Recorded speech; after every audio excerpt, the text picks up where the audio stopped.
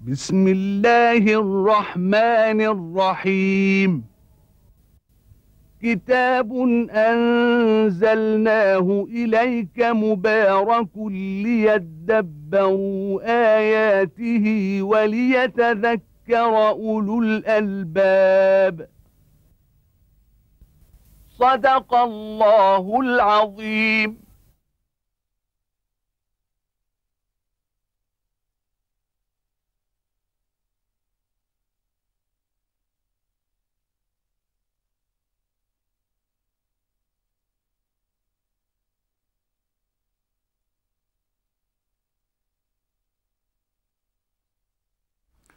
الحمد لله رب العالمين، وأصلي وأسلم على عبد الله ورسول الأمين وعلى آله وأصحابه ومن اهتدى بهديه وعمل بسنته ليوم الدين. وبعد، أيها الإخوة الكرام، يقول الله تبارك وتعالى: أم حسبتم أن تدخلوا الجنة ولما يأتكم مثل الذين خلوا من قبلكم مستهم البأساء والضراء وزلزلوا حتى يقول الرسول والذين آمنوا معه متى نصر الله ألا إن نصر الله قريب. جاءت هذه الآية في مجال وعظ المؤمنين وتعريفهم بطريق الرب سبحانه وتعالى. قول الله تبارك وتعالى: أم حسبتم، الحسبان هو الظن، يعني هل تظنون أن تدخلوا الجنة ولما يأتكم مثل الذين خلوا من قبلكم، يعني ولم يحصل لكم ما حصل للأمم السابقة فيأتيكم مثل ما آتاهم من الاختبارات والابتلاءات التي يتبين بها صدق الصادق من كذب المدعي للإيمان. أم حسبتم أن تدخلوا الجنة، أي دون اختبار وابتلاء، ولما يحصل لكم ولما يأتكم مثل الذين خلوا من قبلكم. والذين خلوا من قبلنا من أهل الإيمان، قال جل وعلا عما جاءهم، قال: مستهم البأساء والضراء وزلزلوا. البأساء الشدة، والضراء الضر، فقد ابتلاهم الله تبارك وتعالى بأصناف من الابتلاءات. وزلزلوا من الكفار والأعداء. وقد قص الله تبارك وتعالى علينا فيما قص أحوال أهل الإيمان السابقين. فهذا نوح قد ابتلي والمؤمنون معه بلاء شديدا، وأصابهم الكرب العظيم من الكفار ومع من السخرية والاستهزاء والاحتقار، ثم التهديد. قالوا: لئن لم تنتهي يا نوح لتكونن من المرجومين. آخر الأمر وآخر المطاف هددوه بأنه إما أن ينتهي عن دعوته وإلا أن يرجموه. وهكذا فعل بكل الرسل من بعده والأنبياء، فقد قيل للوط: لئن لم تنتهي يا لوط لتكونن من المخرجين. وقال قوم شعيب له: لنخرجنك يا شعيب والذين آمنوا معك من قريتنا أو لتعودن في ملتنا. فهدد بإما أن يعودوا إلى ملتهم في الكفر، وإما أن يخرج هو وأهل الإيمان معه. وهذا موسى عليه السلام وقومه بني إسرائيل قد أوذوا وفتنوا وامتحنوا امتحانا عظيما، حتى قال بنو إسرائيل لموسى بعد أن جاءهم: قالوا أوذينا من قبل أن تأتينا ومن بعد ما جئتنا، قال: عسى ربكم أن يهلك عدوكم ويستخلفكم في الأرض فينظر كيف تعملون. وانظر ما قال فرعون لملئه عندما حرضوه على بني إسرائيل وقالوا له: أتذر موسى وقومه ليفسدوا في الأرض ويذرك وآلهتك؟ قال: سنقتل أبناءهم ونستحيي نساءهم وإنا فوقهم قاهرون. قال موسى لقومه: استعينوا بالله واصبروا إن الأرض لله يورثها من يشاء من عباده والعاقبة للمتقين. قالوا أوذينا من قبل أن تأتينا ومن بعد ما جئتنا. قال عسى ربكم أن يهلك عدوكم ويستخلفكم في الأرض فينظر كيف تعملون. وهذا كذلك عيسى وحواريوه الذين آمنوا معه قد أوذوا وابتلوا بلاء عظيما، فقد لوحق عيسى بن مريم عليه السلام من قرية إلى قرية ومن مدينة إلى مدينة، والطلب في إثره. بنو إسرائيل الكفار منهم يعادونه عداء شديدا، والرومان يطلبونه بدفع وطلب من بني إسرائيل ليقتلوه. ثم هؤلاء الأنبياء قد الكثر الذين نالهم الأذى وبلغهم القتل في سبيل الله.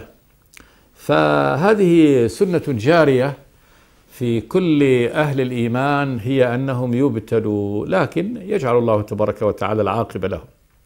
فهنا هذه الآية إنما هي تذكير لأهل الإيمان أن طريقهم طريق طويل، وطريق كما يقال مليء بالأشواك، وفيه كثير من الآلام والمشاق والمتاعب. فيه البأساء شدة من الكفار، وفيه ضراء ضر. ولنبلونكم بشيء من الخوف والجوع ونقص من الأموال والأنفس والثمرات وبشر الصابرين الذين إذا أصابتهم مصيبة قالوا إنا لله وإنا إليه راجعون. فهذه ضر وشدة قد تأتيهم أفرادا أو جماعات بسبب من الرب جل وعلا، وفيه أشياء أخرى تأتيهم بأسباب من الكفار. الكفار يفتنونهم ويعذبونهم، وهكذا قد وقع يعني لأتباع محمد صلوات الله وسلامه عليه. فمنذ أن دعا النبي يعني إلى الإسلام في مكة واتبعه من اتبعه من ضعفة المسلمين ومن بعض أشرافهم، لقوا الآلام والمشقات والعذاب والإخراج، فأخرج كثير منهم من مكة، فروا بدينهم فيه. من بقي في مكة عذب، اضطهد، استهزئ به، ونال الأذى. حتى شخص النبي صلوات الله وسلامه عليه صنوف من الأذى الشديد. يسجد النبي صلى الله عليه وسلم على الكعبة، فيأتي الكفار يتضاحكون به ويقولون من يأتي بسلا جزور بني فلان فيضعوه يعني على ظهر محمد إذا سجد، ويأتون بسلا الجزور ويجعلون النبي ساجد عند الكعبة فيضعون سلا الجزور على ظهره وهم يتضاحكون، والكل يدفع الآخر يعني أنا ما سويت هذا الذي فعل، ويتضاحكون بهذا. حتى جاءت ابنته فاطمة عليه السلام فرفعت هذا عنه. وأمور عظيمة جدا من الابتلاءات وقعت.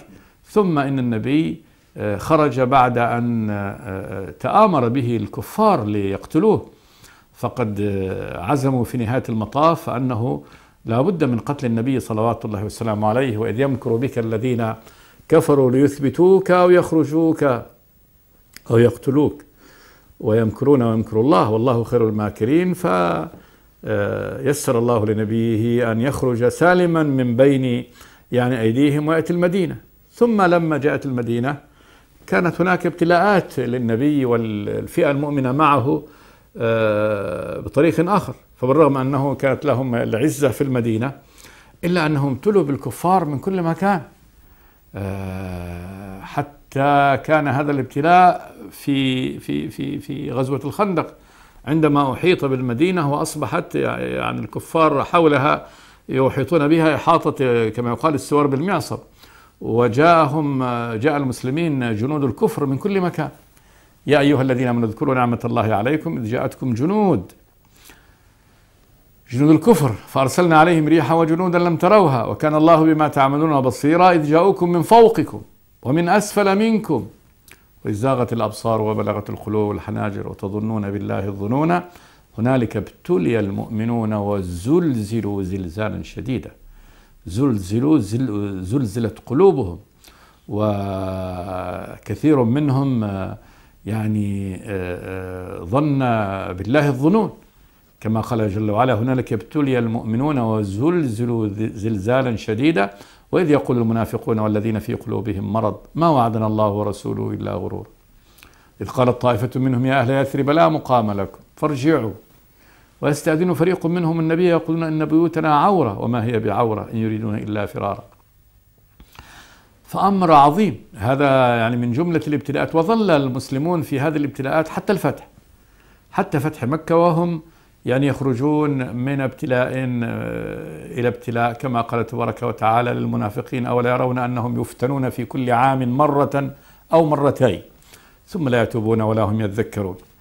فالله يذكر أهل الإيمان بأن طريق الجنة ليس طريقا سالما من العقبات، وأنه بمجرد أن يقول الإنسان أشهد أن لا إله إلا الله محمد رسول الله خلاص يصبح الطريق سالم وسالك إلى الجنة رأسا. لا، ده قبل أن يصل إلى الجنة لا بد أن يمر بمراحل طويلة من الابتلاءات والاختبارات والامتحانات. أم حسبتم أن تدخلوا الجنة، يعني هكذا بلا ابتلاء ولا اختبار ولا امتحان، ولما يأتيكم، لما لم يحصل بعد، لما يأتيكم مثل الذين خلوا من قبلكم، يعني يأتيكم مثل ما أتاهم من هذه الأمور: مستهم البأساء والضراء وزلزلوا حتى يقول الرسول والذين آمنوا معه متى نصر الله. يعني أنه في الزلزال الشديد الرسول يقول قبل المؤمن، حتى يقول الرسول والذين آمنوا معه متى نصر الله، استبطاء للنصر، يعني كأنهم يستبطئون نصر الله، متى سيأتينا، يعني لقد تأخر نصر الله تبارك وتعالى علينا. الرسول كمان يقول هذا، يعني ما هو فقط المؤمنون بل الرسول الذي يكون معهم يعني يلجأ إلى الله تبارك وتعالى ويدعو الله عز وجل، كما أخبر الله تبارك وتعالى عن نوح أنه قال: إني مغلوب فانتصر، إني مغلوب، يعني قد غلبت ووصل الأمر بي إلى الحد، يعني فانتصر، يعني فانتصر لي.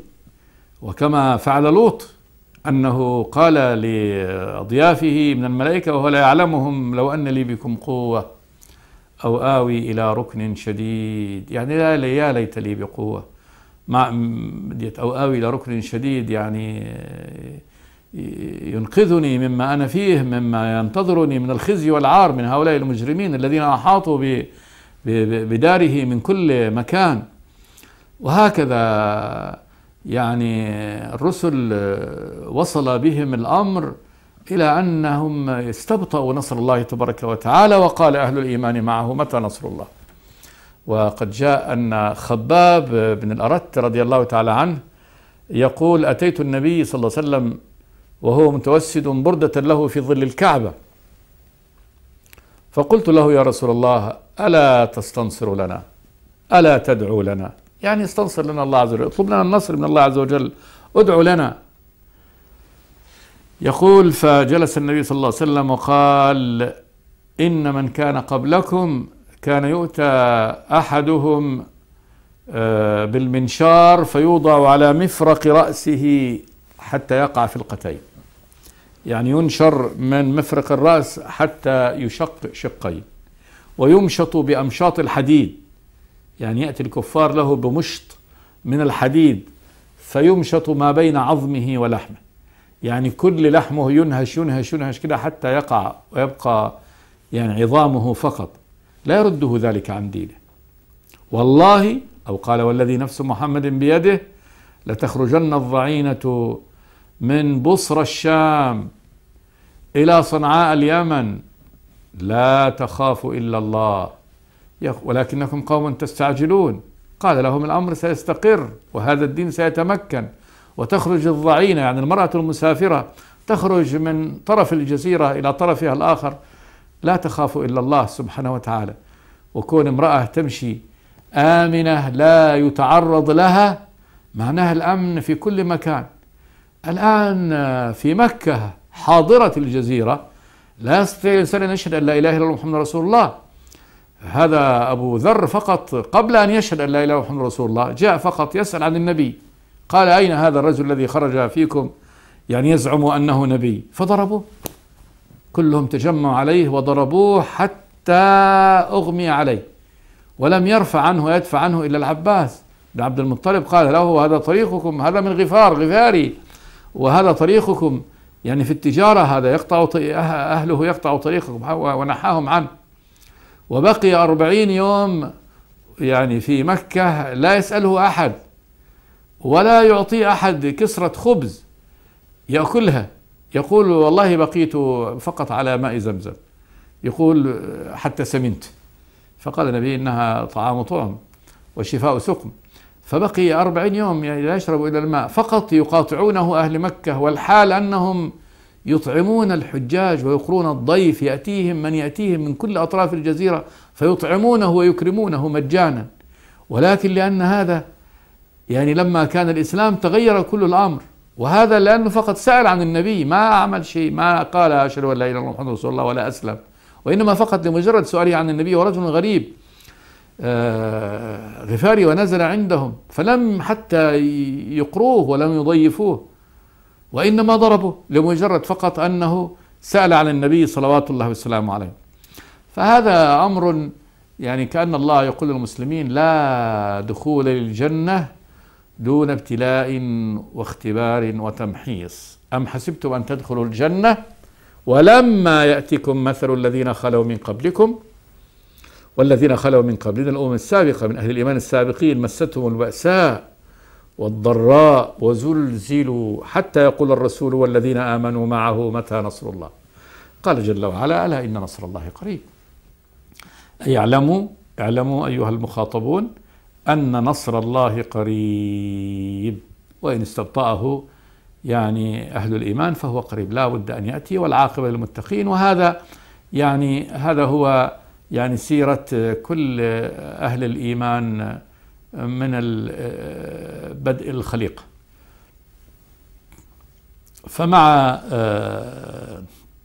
استبطائهم النصر إلا أنه جاء ونصرهم الله تبارك وتعالى، فقد نصر الله نوحا وأهل الإيمان وأنجاهم، وكذلك هود والذين آمنوا معه، وصالح والذين آمنوا معه، ولوط وأهل بيته، ونصر الله تبارك وتعالى إبراهيم من قومه وأذلهم ولم يمكنهم مما راموه من النيل منه، وكذلك نصر موسى وأهل الإيمان معه، وعيسى وأهل الإيمان معه، فالنصر لله والعاقبة دائما للمتقين. قال جل وعلا ألا إن نصر الله قريب.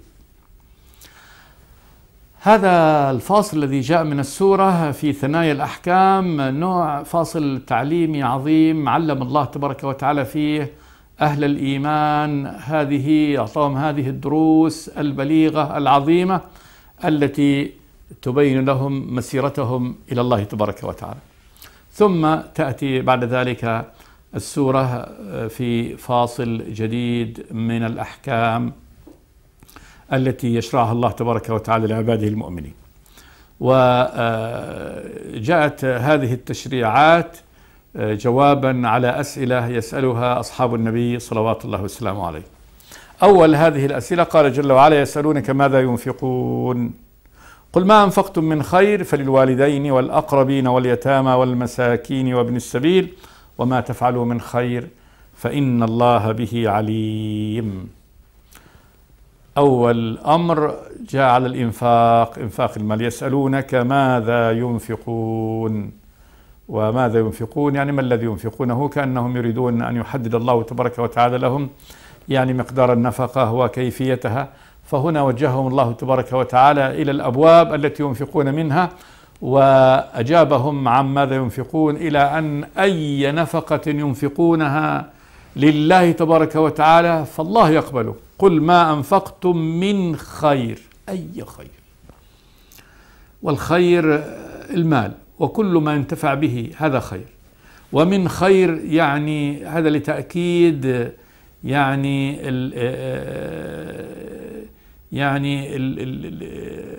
هذه النكرة إنه أي شيء، أي خير كان ولو كان ذرة من هذا الخير، شق تمرة أي صورة وأي جزء من الخير تنفقونه وجه الله تبارك وتعالى إلى يعني أولى يعني الأبواب بالنفقة، فقال فللوالدين.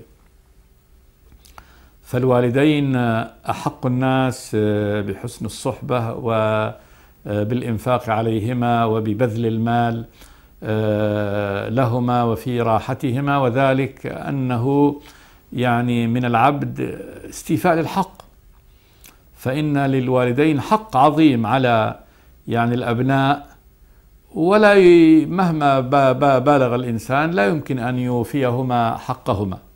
منين يوفي الإنسان حق أمه؟ فالأم عملت جميل لا يمكن للإنسان أن فهي جعلها الله تبارك وتعالى وعاء الخلقة، حملته في بطنها ما حملت 9 أشهر تزيد وتنقص، ثم التصق هذا الطفل بها حملا وإرضاعا وخدمة، كما قال جل وعلا: وصينا الإنسان بولده إحسانا حملته أمه كرها ووضعته كرها وحمله وفصاله 30 شهرا، وقال حملته أمه وهنا على وهن وفصاله في عامين. فمع ضعف البنية يأتيها ضعف الحمل، فيكون ضعف على ضعف، ثم إرضاع ل2، ثم لا ينفصل عنها إلا ب30 شهر، يعني 30 شهر هو تحمله وترضعه وتخدمه وتقوم به وتسهر عليه، فلا يمكن. وكذلك الوالد المنفق الذي رعى هذه الأم وهي زوجته وأنفق عليها وأنفق على الولد، هذا أمر عظيم. ولذلك قال النبي صلوات الله وسلامه عليه: لا يجزي والد يعني والديه إلا أن يجدهما يعني عبدين فيعتقهما. هذا فقط هو الذي يمكن أن يجازي به يعني الإنسان والديه، إلا إذا وجد أمه أو أباه عبد واشتراه وأعتقه، فيكون هذا نعم هذا قد صنع فيهم جميلا مكافئ لجميلهما. فإذا مهما أنفق الإنسان لوالديه إنما هو مكافئ، أو يعني ولن يكون مكافئا، يعني إنما هو يؤدي دين عليه تجاههما. فللوالدين، وقد جاء أن الأم مقدمة كذلك على الأب، كما جاء في الحديث: من يا رسول الله من أحق الناس بحسن صحابتي؟ قال أمك. قال ثم من؟ قال أمك. قال ثم من؟ قال أمك. قال ثم من؟ قال أبوك. وقد قدم الله تبارك وتعالى بعد الوصية بالوالدين قدم الأم، قال: وصينا الإنسان بوالديه إحسانا حملته أمه، فذكر الأم بعد ذكر الوالدين ما يدل على أنها مقدمة عليه. والأقربين، الأقربين يشمل كل من له قرابة، وطبعا القرابة هي درجات، فبعد الوالدين يأتي الإخوة، وفي الإخوة يتفاضلون، كل من كان أقرب في الرحم يكون أقرب في الأخوة، فالأخ الذي يليك أقرب يليك في الولادة أقرب إليك من الأخ الذي بعده، وهكذا. الإخوة الأشقاء أولا، ثم الإخوة لأم ثانيا، ثم الإخوة لأب، فهذه كذلك ترتيب الإخوة في الدين. ثم بعد ذلك يعني بعد الإخوة يأتي يعني صلة من يدلون من الأم، أقارب الأم، ثم أقارب الأب، وهكذا. فهؤلاء الأقربين، وأقرب القربة الأرحام، كل من يجتمعون ويلتقون عند رحم واحدة هم أرحام، فهؤلاء النفقة في هؤلاء.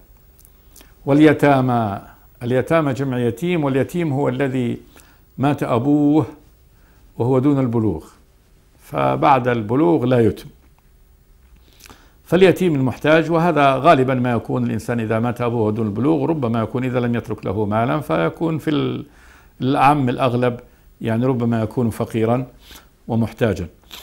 والمساكين جمع مسكين، والمسكين هو الفقير الذي أقعدته يعني وأسكنه الفقر وأقعده. وابن السبيل المسافر المحتاج الذي انقطعت نفقته وهو مسافر، والسبيل هو الطريق، وسمي ابنا له من الملازمة، يعني الإنسان إذا لازم شيء يقال ابنه، فلأنه ملازم الطريق يعني ما زال لسه ملازما للطريق. وإذا كان محتاجا وإن كان غنيا في بلده لكن لا وسيلة له إلى يعني ماله، فهذا الغريب المحتاج هذا يعطى. ثم قال جل وعلا: وما تفعلوا من خير فإن الله به عليم. تكرير وإعادة وتأكيد في آخر الآية لما كان من أول الآية: ما أنفقتم من خير، ثم قال هنا: والله وما تفعلوا من خير، أي خير تفعلوه فإن الله به عليم. حظ منه سبحانه وتعالى أن يفعل الإنسان الخير، وذلك ما دام أن الله يعلمه.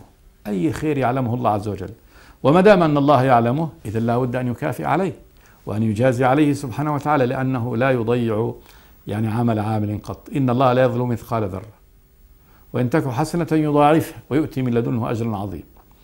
يعني اعلموا أيها المنفقون أن الله تبارك وتعالى عليم بما تنفقونه، فما دام أنه عليم بنفقة إذن لا تضيع عنده سبحانه وتعالى.